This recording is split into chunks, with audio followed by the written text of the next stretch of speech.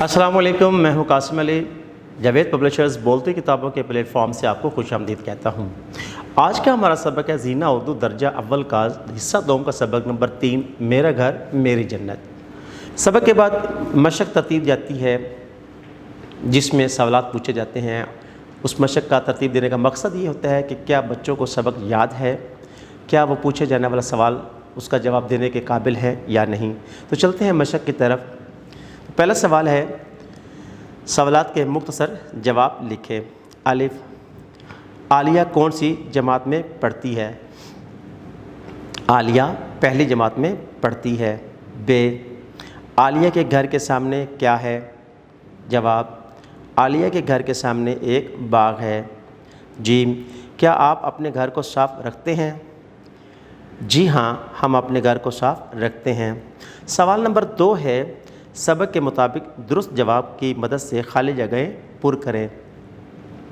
अलिफ, आलिया के वालिद का नाम मोहम्मद खाली जगह है, तो खाली जगह में आएगा आदिल।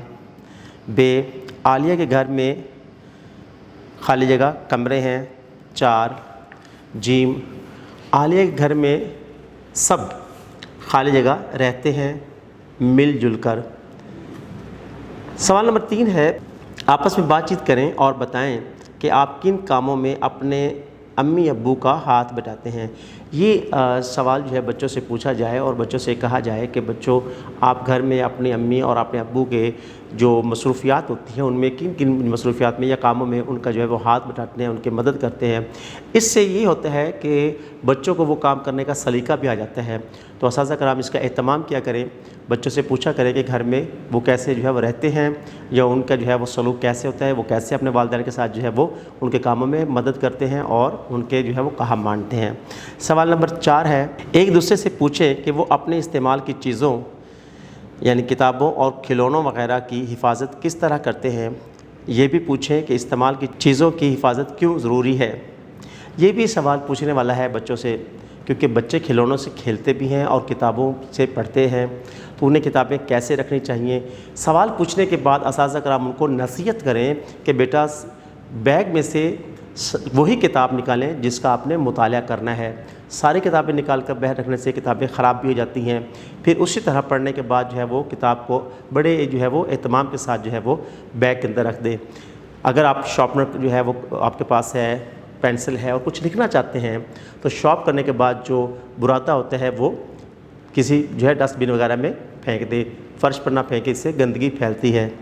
चीज़ों को जो है वो संभाल कर रखना क्यों ज़रूरी है, ये भी बच्चों को समझाएं कि इसलिए ज़रूरी है कि चीज़ें ख़राब नहीं होती, तादेर चलती हैं।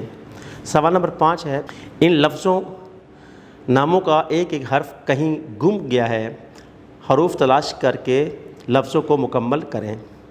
नीचे दिए हुए जो है वो शक्लें भी हैं, तस्वीर भी हैं, उनके साथ जो है वो आधे आधे जो है वो लिखे गए हैं हरूफ, और वह बता रहा है कि कौन सा हर्फ जो है वो लगाना है और ये नाम पूरा हो जाएगा।